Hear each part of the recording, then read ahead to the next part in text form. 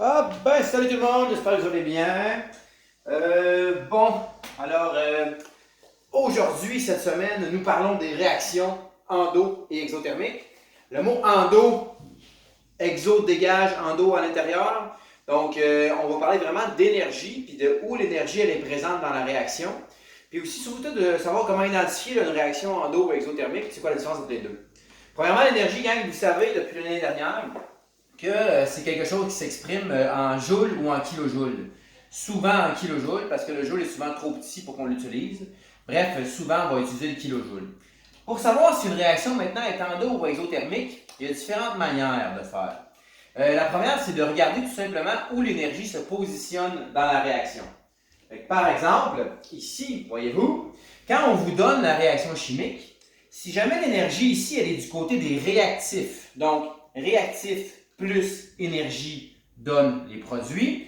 Donc, quand l'énergie est à gauche de la flèche du côté des réactifs, on parle à ce moment-là d'une réaction qui est endothermique.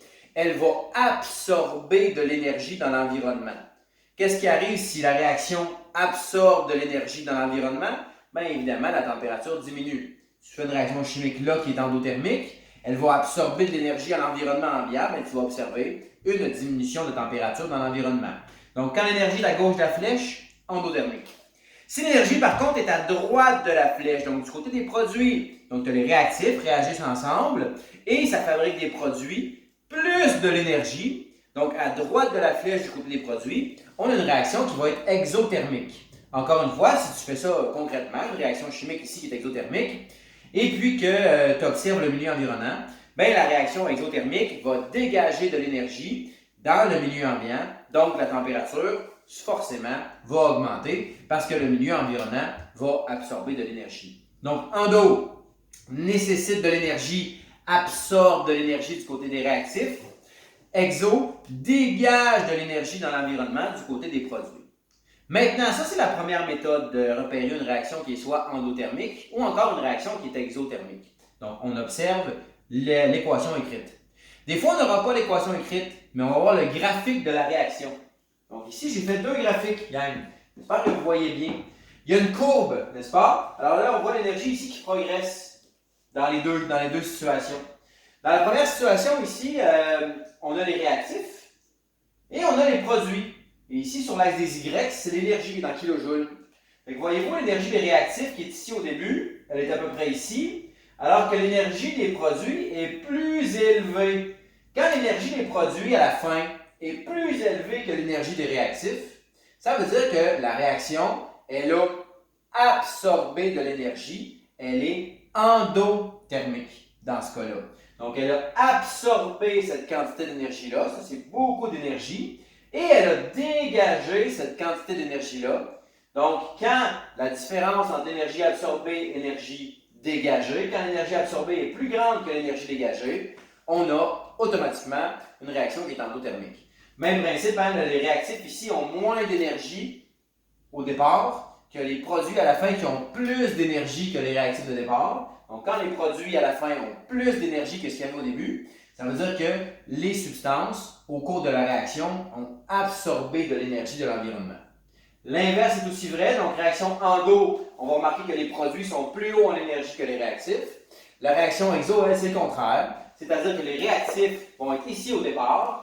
Et là, on va se rendre compte que, au fur et à mesure de la réaction, on a les réactifs ici qui ont un niveau d'énergie, vont absorber un petit peu d'énergie, mais les produits, regardez comment on en dégage. Donc ici, on dégage de là, du maximum, si on peut dire, de la courbe jusqu'au plus bas. On dégage beaucoup plus d'énergie qu'on en absorbe. Donc comme ici, il y a beaucoup plus d'énergie qui est dégagée, on va parler de réaction exothermique. Donc dans une réaction exothermique, les produits vont avoir moins d'énergie que les réactifs parce que, évidemment, quand la réaction a progressé, il va avoir perdu la réaction va avoir fait en sorte qu'on a perdu de l'énergie dans l'environnement. Donc voilà, pour les graphiques, deuxième méthode de voir si la réaction elle est endo ou exothermique. Quand les réactifs et les produits sont placés comme ceci, c'est-à-dire que les produits sont plus bas que les réactifs, ont moins d'énergie que les réactifs, la réaction elle est exothermique. Alors que le contraire, quand les produits ici vont avoir plus d'énergie que les réactifs, la réaction elle va être endothermique. Je vous rappelle que l'énergie, elle est en kilojoules. Dernier élément, gang, qui peut nous permettre, si on n'a pas l'équation, ou encore si on n'a pas les calculs, les graphiques.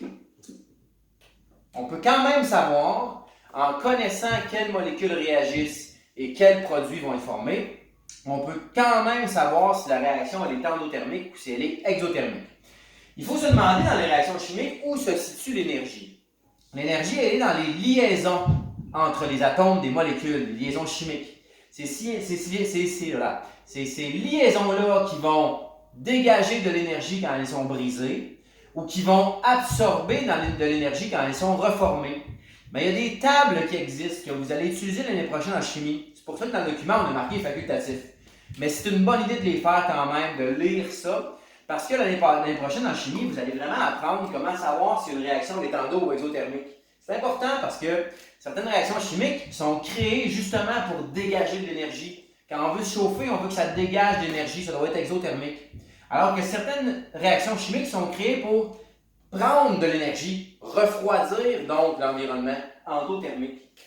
Pour calculer ça, par exemple, si on a une molécule, je ne sais pas moi, comme le méthane CH4, bien, on va avoir dans la molécule de méthane CH4 des liaisons entre le carbone C et l'hydrogène H.